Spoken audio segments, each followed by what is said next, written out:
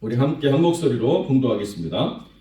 내가 이제 세 번째 너희에게 가리니 두세 증인의 입으로 말마다 확정하리라.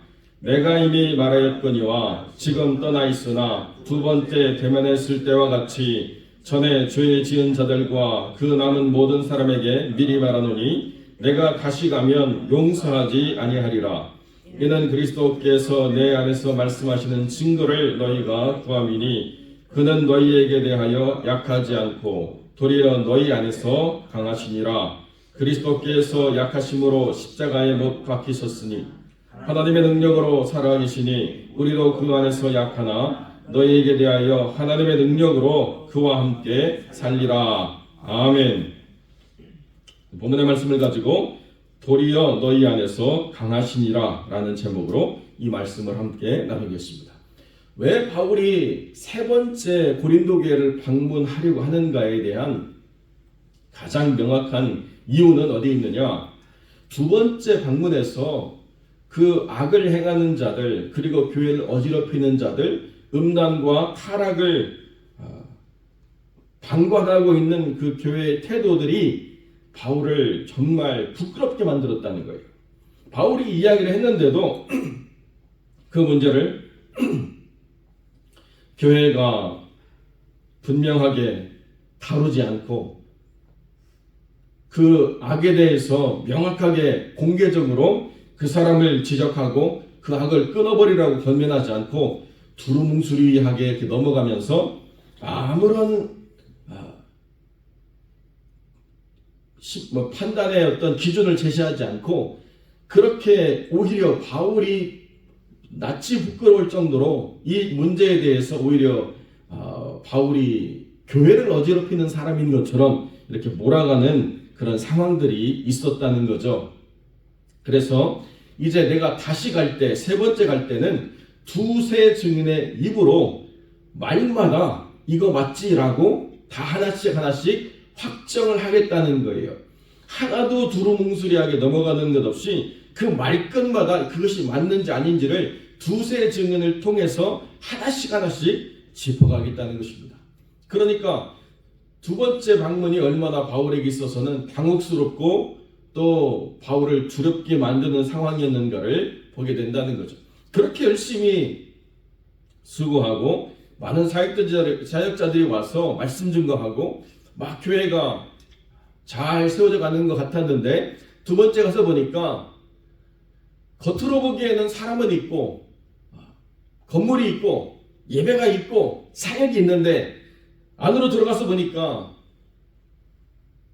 온갖 타락과 방탕이 어느 한 일부분의 문제가 아니고 교회가 그래도 되는 것처럼 관용하는 수준이 되어버렸다는 것입니다. 그래서 고린도전서 5장 1절에는 어떤 문제가 있었느냐? 아버지의 아내를 취하는 일들을 아무런 지적 없이 치리 없이 그냥 묵인하고 묵과하고 있었다는 거죠. 그래서 그것들에 대해서 명백하게 책망하였고 고린도후서 13장 2절에 보면 전에 죄 지은 자들과 그 남은 모든 사람에게 내가 미리 말하노니 다시 가면 용서하지 않겠다라고 이렇게 이야기한다는 거예요. 우리가 어제 읽었지만은 12장 21절의 마지막은 어떻게 되어 있느냐? 여러 사람의 더러움과 음란함과 호색함을 회개하지 않고 있는 상태를 내가 볼까 봐서 두려워한다라고 사도 바울이 이야기하고 있다는 것입니다. 그러니까 고린도 교회가 지금 있는 그 상태가 세상의 빛과 소금이 되어지지 않는다는 거예요. 고린도 교회 자체가 세상의 일부분이 되어져 버리는 그런 큰 문제를 바울이 다루려고 한다. 그래서 내가 가려고 한다. 이렇게 사도 바울이 이야기해 주고 있다는 것입니다. 자, 여러분, 교회라고 하는 것의 가장 중요한 가치는 어디에 있느냐? 크다는 게 있는 게 아니에요. 교회의 가장 중요한 가치는 순수함이 있는 거예요.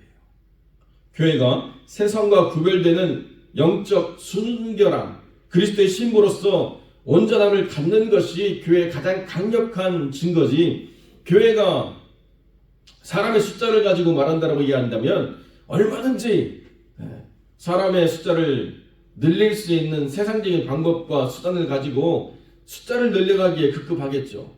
그런데 숫자를 늘려가는 것이 무슨 의미가 있느냐? 세상의 모든 죄악이 교회로 다 들어와 가지고 교회에서 온갖 더러움과 음란과 호색함의 문제가 계속되고 있다고 한다면 그게 하나님과 세상 앞에서 교회일 수 있는가라고 하는 반문을 하게 된다는 것입니다.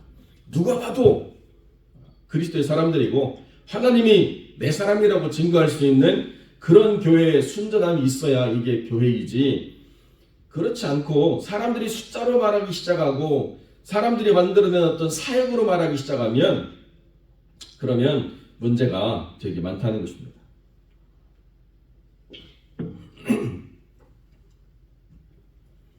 우리가 선한 사역을 하고 있는데 그래도 우리가 잘못된 건가요? 예. 교회는 본질로부터 사역이 나오게 돼 있어요. 무슨 말씀인지 이해가 되시죠? 교회는 우리가 누구인가라고 하는 것을 명확하게 드러내므로 거기에서부터 사역을 출발하게 되어 있습니다. 그런데 우리가 누구인가를 말하지 않고 좋은 일을 하고 있다고 하는 것은 교회일 필요가 없는 거예요. 굳이 우리가 구제를 하기 위해서 모일 수도 있고, 우리가 사회 봉사를 하기 위해서 모일 수도 있고, 우리가 어떤 경제적인 유익을 위해서 개모임도 할 수 있습니다. 그러나 그것이 꼭 교회라고 말할 수가 없는 것과 마찬가지라는 거예요. 무엇을 하는가는 그 다음의 문제예요. 무엇인가, 우리가 누구인가라고 하는 그 스스로의 정체성에 대해서 명확하지 않고 좋은 일, 선한 일로 이야기하면 그러면 세상에서도 좋은 일, 선한 일 하는 것과 아무런 구별이 되어지지 않는다는 거죠. 그러니까 우리가 누구인가를 명확하게 먼저 이야기해야 된다는 것입니다. 어느 교회는 사람의 숫자로 모든 것을 말할 수 있습니다. 그러나 적어도 하나님이 원하시는 교회는 어떠한 더러움이나 음란이나 호색함을 용납하지 않고 분명하게 거기에 대해서 각 사람마다 말마다 확증함으로 스스로를 점검해 나갈 정도로 치열하게 영적인 정결을 추구하려고 하는 그런 교회가 하나님 보시기에 아름다운 교회라는 거죠. 이러한 죄악이 왜 해결되지 않고 이렇게 방관하면서 지나오게 되었는가? 사람들이요, 그런 죄악을 저지르는 사람들을 하나님이 즉각적으로 심판하시는 것을 본다라고 한다면 두렵겠죠.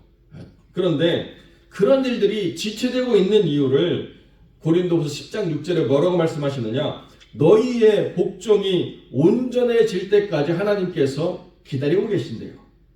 너희의 복종이 온전해져서 우리가 그리스도의 사람으로서 하나님의 뜻에 따르기로 작정했다라고 하는 것이 온전해질 때, 그때 하나님의 준엄한 심판이 임할 것이다라고 사도 바울이 이야기해주고 있다는 거예요.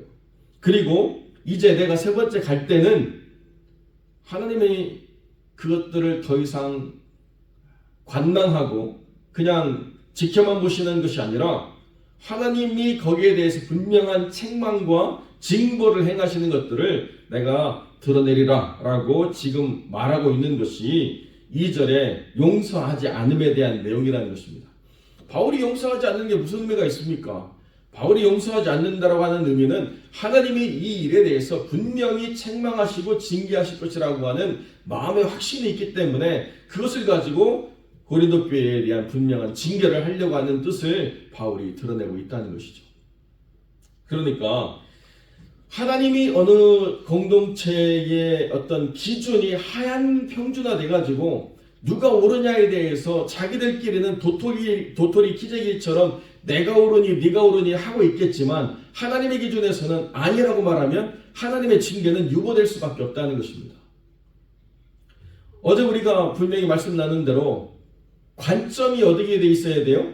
하나님의 관점으로 우리가 바뀌어져 있어야 돼요.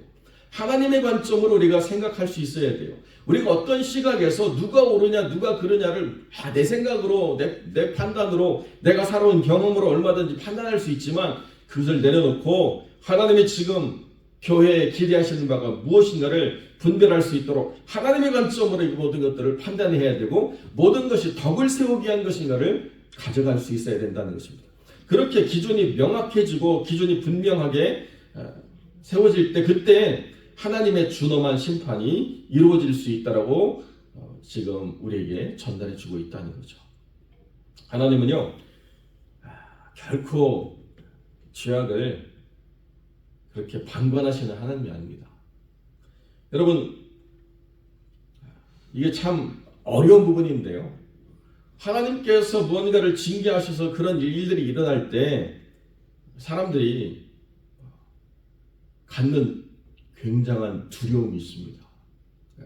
그런데요 그것을 모든 사람들이 다 그렇게 두렵게 생각하지 않는다는 게 문제예요. 여러분 모세가 하나님의 뜻을 증거함으로 말미암아 모세 때문에 많은 사람들이 죽임을 당했습니다. 그랬더니 하나님을 두려워하는 일이 일어났습니까? 모세를 원망하는 사람들이 모세를 미워하는 일이 일어났겠습니까? 하나님의 준엄한 심판을 말하면요 사람들은 저주했다라고 생각한다는 거예요. 그러니까 쉽게 이 하나님의 징계를 전달하기가 굉장히 어렵다는 거죠.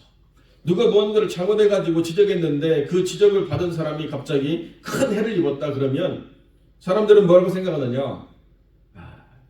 사랑이 없는 목사가 저주해가지고 그런 일이 닿겠다라고 생각할 경향이 크기 때문에 사도 바울이 그렇게 조심스럽게 지금 접근하고 있지만 이제는 더 이상 용납할 수 없는 때가 되었기 때문에 이 문제를 이야기하고 있다는 것입니다. 그래서 사도 바울이 어떻게 이 문제를 다루느냐? 두세 증인으로 그 사람의 그 삶의 태도에 대해서 말마다 확증하고 점검해가지고 도무지 변명하지 못하도록 명확하게 삶의 모습에 문제가 있다는 것을 확인하도록 이렇게 하나님과 사람 앞에서 드러내겠다는 것입니다. 그리고 물리적으로 법적으로 책임을 묻는 게 아니라 하나님의 준엄한 심판이 임하도록 이 모든 것을 다루겠다라고 이야기한다는 거죠. 여러분 이런 여러 사람들이 그냥 이제 교회 공동체에 처음으로 들어온 사람들이 아니기 때문에 문제라는 거 아니겠습니까? 교회에 영향력을 끼치는 사람들, 교회에 어떤 리더십을 가지고 있는 사람들, 교회의 교사요 또 직분자라고 말하는 사람들이 미치는 선하지 않은 영향력들이 교회를 어둡게 만들기 때문에 그래서 더 이상 방관할 수 없어서 이 문제를 이렇게 다루겠다라고 이야기한다는 거죠. 여러분 우리가 갖는 이 직분은 한편으로는 영광이지만 한편으로는 우리가 그것들을 두렵고 떨림으로 바라봐야 됩니다. 왜 그렇습니까? 우리가 알지도 못하는 사이에 미치는 영향력들이 있거든요. 우리가 알지도 못하는 사이에 우리의 말을 배우고 우리의 생각을 배우고 우리의 결정을 따라하고 우리를 답습하고 모방하는 사람들의 삶의 태도가 있거든요. 그러니까 행여라도 우리가 그런 면에 있어서 선하지 않은 어떤 증거로 우리가 사용될까 봐서 우리 스스로를 돌아봐야 될 필요가 있다는 것입니다. 우리의 열심으로만 모든 것이 평가되어지지는 않는다는 거죠. 지난 목사님이 한국을 방문해가지고 저도 아는 목사님 소식을 저한테 이런저런 얘기하면서 또 전해주셨는데요. 그 목사님이 한국의 어떤 교회에 부임하게 됐는데 그 교회에 아주 헌신된 장로님들이 있었습니다. 그런데 그 장로님들이 자기 열심이 너무 강해진 거예요. 그래서 셀교회라고 평신도 중심의 교회가 되어 있었는데 목사님이 신방을 가려고 해도 그 셀 리더들한테 허락을 받아야지 신방을 할 수 있게끔 그렇게 아주 굳어져 가지고 목사님이 신방도 못하고 교인들 만나지도 못하고 다 장로님들을 통해서 모든 것들을 만나고 결정해야 된다고 그렇게 처음 교회를 접한 그런 충격적인 것들이 다가와가지고요. 이거는 하나님이 원하시는 교회 모습이 아니다. 평신도의 리더십을 세우지만 목회를 깨닫고 목회와 협업하기 위한 평신도의 리더십이 되어야지. 그래야 하나님 원하시는 뜻대로 나가는데 평신도들을 위해서 보모처럼 목사가 있는 목회는 이게 하나님 원하시는 교회 모습이 아니다 라고 하는 것들을 장로님들에게 분명하게 전달했습니다. 참 감사하게도 이 장로님들이 그런 변화에 대해서 수용을 하고 교회가 평신도와 목회자의 협업이 이루어지는 그런 중심에 하나님의 목자로 세우신 그 하나님의 종이 양들을 이끌어가도록 하는 방식으로 전환이 다시 이루어졌습니다. 그리고 교회는 더 아름답게 잘 성장했다 이렇게 이야기를 하시더라고요. 그런데 항상 이런 일들이 일어나느냐? 그게 아니라는 거죠. 저희 지역에도 제가 있던 지역에도 교회가 지어지고 또 그 교회 옆에 다목적으로 사용되어지는 멀티퍼포스 빌딩이 지어지고 굉장히 멋지게 지어진 건물이 있습니다. 그런데 교회와 그런 빌딩이 들어선 것보다 더 넓은 공터가 교회 앞에 있는데요. 그게 왜 공터로 있느냐?